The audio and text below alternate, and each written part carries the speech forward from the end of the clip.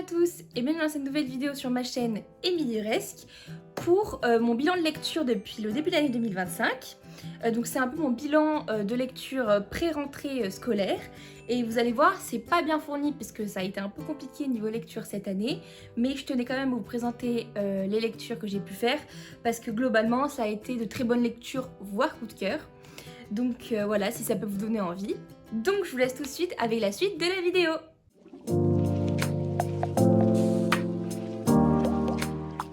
Donc je vais d'abord vous parler de ma première lecture de l'année 2025 que j'attendais avec impatience puisque ça a fini une trilogie que j'attendais avec impatience puisqu'il s'agit de Absolu de Margot Dessen, donc le tome 3, Les Éveillés.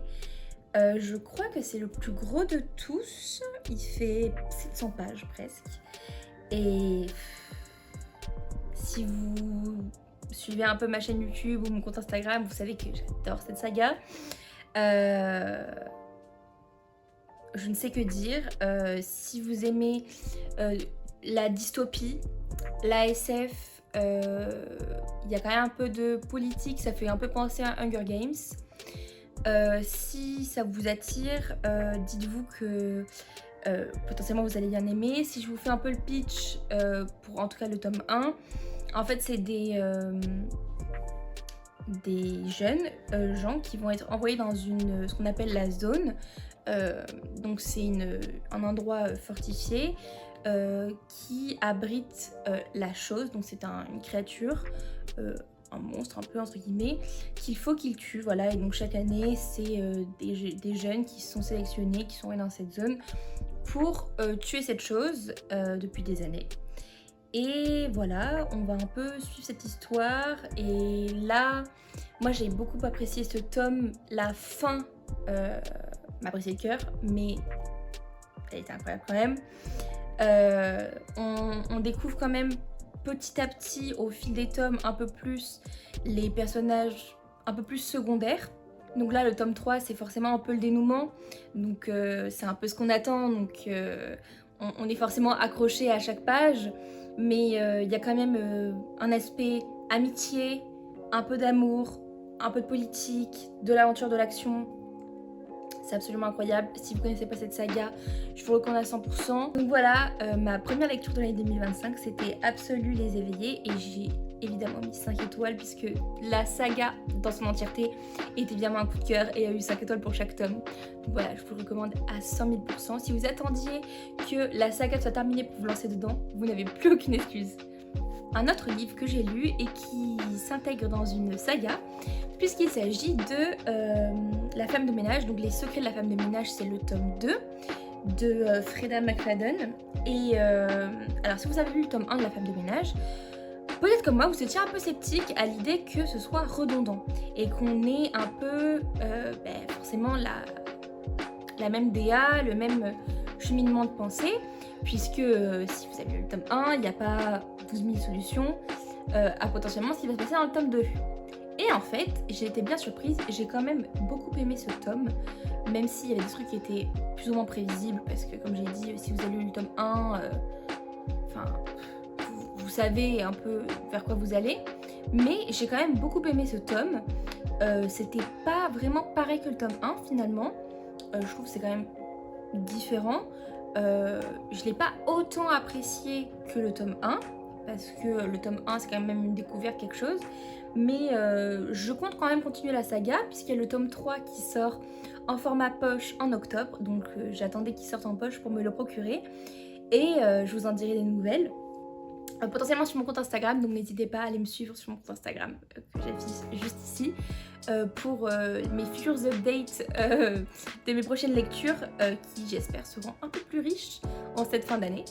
Mais donc du coup voilà, c'était ma deuxième lecture je crois de l'année et j'ai quand même bien apprécié, donc si vous hésitiez, je peux vous le recommander, mais ne vous attendez peut-être pas à ce que ce soit vraiment pareil que le tome 1 et vous attendez pas à quelque chose de ouf parce que quand même ça reste dans la saga de la femme de ménage, donc on a quand même une bonne idée de ce qui va se passer, mais voilà, je vous le recommande quand même. Décidément, cette année j'ai continué beaucoup de sagas en ce début d'année 2025 puisque je vais vous parler de Nothing Like the Movies. de Lynn Painter, puisqu'il s'agit du tome 2 de Better Than the Movies, donc c'est la suite. Donc moi il faut savoir que quand je l'ai acheté, je ne savais pas que c'était, enfin je savais que c'était entre guillemets la suite, mais je ne savais pas qu'on allait reprendre les mêmes protagonistes. Je pensais que, un peu comme la saga Season par exemple de Morgane mon couple, ce serait potentiellement un autre couple. Mais en fait pas du tout, on retrouve les mêmes protagonistes que le tome 1 et ça m'a fait vivre toutes les émotions, hein, voilà, un peu comme le tome 1, mais un peu plus quand même. Donc si vous avez aimé Better Than the Movies, vous l'aimerez. Et si vous connaissez pas la saga, c'est Young Adult et c'est de la romance, et c'est la romance doudou cliché qu'on a l'habitude dans les séries, les films, les livres. Tous les clichés de la romance, c'est cette saga. Et voilà, du coup, pour ce tome, c'est la suite du premier. Donc sans trop spoiler, c'est l'entrée à la fac et il va y avoir des péripéties dans la vie de protagoniste. Et évidemment, histoire d'amour, puisque je vous ai dit, c'est de la romance. Je sais pas lequel j'ai préféré parce que le premier tome c'est comme la rencontre des deux, la mise ensemble, la découverte du couple entre guillemets, enfin de la relation, et moi j'adore. Mais celle-là, enfin ce tome-là, c'est quand même plus entre guillemets réaliste, puisque c'est malheureusement les protagonistes ont des problèmes dans leur vie, ils vont avoir chacun des problèmes de leur côté. Se séparer, se mettre ensemble, reflirter, chacun ses amis, la fac, enfin c'est la dure réalité, mais quand même avec ces petites doses d'amour, puisque quand même ils se connaissent quoi, enfin voilà. Et moi j'ai beaucoup aimé, et ça m'a quand même fait traverser pas mal d'émotions, hein, je vais le dire, mais j'ai adoré retrouver toutes les références romantiques et à la romance en général, puisque comme dans le tome 1 on a des références à des musiques, on a des références à des films, tout ça autour de la romance, et moi j'aime beaucoup, j'ai beaucoup aimé ça. Du coup voilà, donc c'était quand même je crois un 5 étoiles, donc voilà, je vous le recommande si vous avez lu le tome 1, et si vous n'avez pas lu le tome 1, je vous recommande aussi le tome 1 pour pouvoir lire ce tome 2 et découvrir cette saga. Je ne sais pas si c'est une duologie ou pas, mais en tout cas, pour l'instant, il n'y a que 2 tomes et je pense qu'il n'y aura que 2 tomes, mais je ne veux pas trop m'aventurer. Donc, je continue avec cette fois du graphique qui s'inscrit également dans une saga, puisqu'il s'agit du tome 4 de Equinox. Et juste cette couverture m'a fait tomber amoureuse, littéralement. Et je trouve qu'en fait, on a encore cette dynamique. Si vous suivez mes vidéos, vous avez peut-être vu mon avis sur le tome 3. On suit cette dynamique du tome 3 avec enfin entre guillemets de l'avancée dans le récit, puisque on redécouvre petit à petit les filles qu'on avait un peu perdues de vue. Enfin, je vais pas trop m'avancer parce que si vous n'avez pas lu les premiers tomes, vous ne savez pas vraiment de quoi je parle. Mais j'ai vraiment adoré. Puis si vous connaissez pas, je vais quand même vous montrer les dessins qui sont absolument sublimes.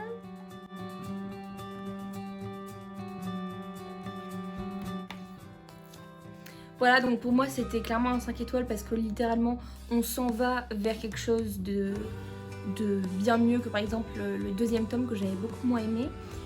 Sachant que c'est le tome 4 et qu'il y a 5 tomes. Donc voilà, donc peut-être que vous attendez la fin de la publication des 5 tomes pour vous lancer, ce que je comprends totalement. Mais si vous voulez un peu un petit pitch pour l'histoire, en tout cas du tome 1, il s'agit en fait de 4 filles, donc ici on n'en voit que 3, mais en vrai il y en a 4, qui se transforment en fait en chevaux à la pleine lune, mais en fait dans leur monde, tout le monde se transforme en un certain animal à la pleine lune, et en fait la pleine lune va se briser, et du coup elles vont se séparer, se perdre de vue, puisque leur pouvoir ça devient n'importe quoi. Là au fil des tomes on retrouve un peu chaque fille, et voilà, donc le dernier tome je suppose qu'on retrouvera la dernière fille, et j'espère qu'on aura une belle fin. Et en tout cas ce tome était vraiment réussi. Je pense que c'est peut-être un de mes préférés, même si je pense que le tome 1 restera un très bon tome aussi. Mais voilà, donc si ça vous parle, si ça vous dit, si vous aimez les chevaux, je pense que vous allez adorer. Et voilà, puis une BD c'est toujours sympa à lire l'été ou juste dans son canapé tranquillement posé. Donc voilà, la saga Equinox, si vous ne connaissiez pas, je vous recommande. Cette fois je vais vous parler d'une romance one shot, enfin il me semble, puisque je vais vous parler de You With A View de Jessica Joyce. La couverture m'avait fait craquer et je l'avais vu un tout petit peu passer sur les réseaux et j'ai adoré. Vraiment vraiment. Donc on suit l'histoire de Noël qui a perdu sa grand-mère récemment puisqu'elle est décédée, et elle a retrouvé une lettre dans ses affaires qui parle d'un ancien amour de jeunesse, et elle cherche à le retrouver avec une photo en postant sur TikTok, et elle va avoir une réponse de quelqu'un qui dit que c'est son grand-père, et en fait ils vont se rencontrer et il s'agit du grand-père de son ancien entre guillemets ennemi de lycée. Enfin c'était ennemi mais bon enfant, enfin c'était vraiment de la rivalité, de la compétition, et ils faisaient que se chamailler, etc. Et ils vont se retrouver à devoir partager cette histoire et faire un road trip ensemble. Et on tombe petit à petit amoureux de cette relation et aussi de Théo, du coup le protagoniste masculin, puisqu'on apprend à le connaître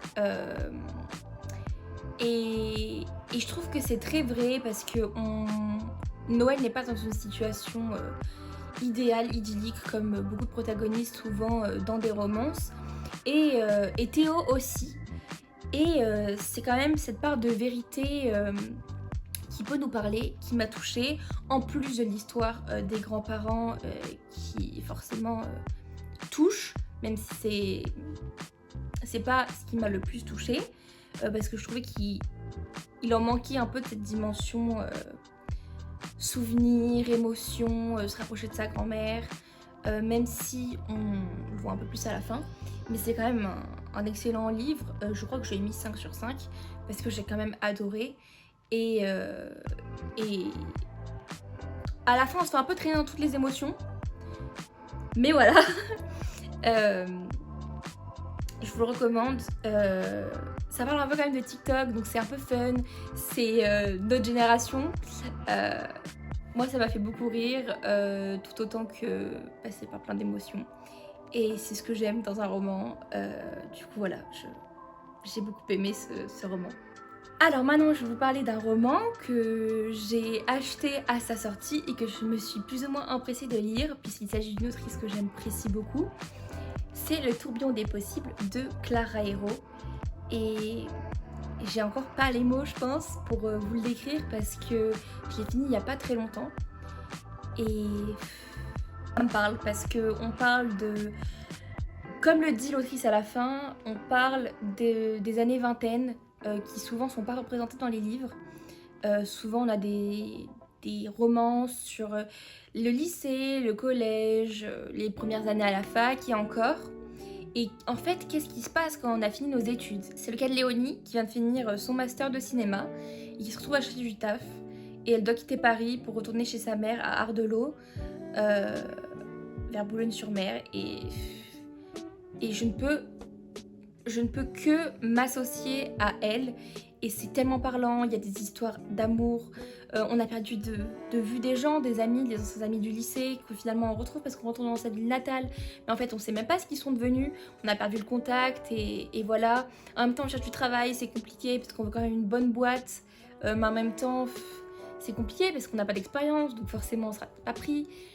Je ne peux que m'y associer. Si vous faites des études, que vous êtes perdu et que vous avez peur de l'avenir, si vous êtes dans votre vingtaine, il faut absolument que vous le lisiez. Je pense que c'est un peu comme son premier roman que je n'ai malheureusement pas lu parce que je n'ai pas Nos plus belles années, qui parlait un peu des années à la fac aussi. Il est incroyable. La fin, je me suis retenue mes larmes parce que c'est vraiment, ça parle aux gens de la vingtaine. Si vous êtes dans votre vingtaine, mais lisez-le. Vraiment, vous vous sentirez moins seul, comme pour moi ça a été le cas quand j'ai lu ce livre. Et évidemment, la plume de Clara Hérault est toujours aussi incroyable. Je prends toujours autant de plaisir à la lire. Et mon Dieu, j'ai envie de lire tous ces bouquins, tous les livres qu'elle va écrire. J'ai envie de tous les lire. Ils sont tous aussi bien les uns que les autres. Et et j'adore. Et je vous le recommande à 3000%. C'est très bien écrit et ça nous intègre bien dans l'histoire et on se sent un peu comme eux et moi j'aime ça. Et pour terminer cette vidéo sur mes lectures depuis ce début d'année 2025, je vais vous présenter un graphique qui dormait gentiment dans ma bibliothèque jusqu'à ce que je décide de le sortir, puisqu'il s'agit de Heartstopper, le tome 3. Et j'ai tellement aimé ce tome parce que on voit vraiment qu'ils découvrent leur relation, quoi. Ils apprennent à se connaître et c'est les débuts vraiment de leur relation et ils veulent dire à leurs amis mais ils ont peur parce que forcément ils sont gays, etc. Par contre, un truc que j'ai un peu moins aimé personnellement, c'est que, attention spoiler, les deux accompagnateurs du voyage à Paris, parce que c'est un voyage à Paris, je crois que c'est écrit là, voilà, sont gays aussi. Et je trouve que ça fait too much. Parce que, ok, les jeunes, ils sont en train de découvrir leur sexualité, etc. Mais on a beaucoup de représentation LGBT dans Heartstopper de manière générale. Juste au niveau des jeunes, on a des gays, des lesbiennes, des personnes trans. Et je trouve que c'est un peu too much que également les profs soient aussi gays, genre. Mais bon, ça n'a pas empêché d'apprécier ce tome. Puis en plus, le voyage à Paris, enfin le voyage scolaire, moi ça m'a replongé dans mes années où je faisais des voyages scolaires. T'es dans cette adrénaline de découvrir, c'est trop sympa. Et vraiment, on apprend à aimer leur relation, tout comme eux apprennent à se connaître. Par contre, disclaimer, il y a des sujets qui sont abordés, qui sont un peu sensibles, puisqu'on va parler de santé mentale, de scarification et de troubles du comportement alimentaire. Donc si vous y êtes sensible, c'est peut-être pas un tome qui est fait pour vous, mais je préfère prévenir, on n'en parle pas non plus de manière très poussée, mais on les aborde. Et c'est important de le dire, et voilà. Et j'ai quand même beaucoup apprécié ce tome, je n'ai qu'une envie, c'est me procurer le tome 4 pour pouvoir continuer gentiment mais sûrement cette saga. Donc voilà, c'est tout pour cette vidéo. J'espère qu'elle vous a plu, j'espère que ça vous a donné des envies de lecture que potentiellement je vous ai présentées. Si vous les avez déjà lus, peut-être donnez-moi votre avis en commentaire sur ce que vous en avez pensé. Et j'espère que votre bilan de pré-rentrée à vous a été un peu plus riche que le mien. Mais ne vous en faites pas, si vous êtes dans le même cas que moi, on se donne de la motivation et de la force tous ensemble pour essayer de faire un peu mieux en cette fin d'année 2025. Et je vous souhaite à tous une très bonne rentrée. Et si vous avez déjà fait votre rentrée, j'espère qu'elle s'est très bien passée. Et on se retrouve très bientôt dans une nouvelle vidéo. Bye!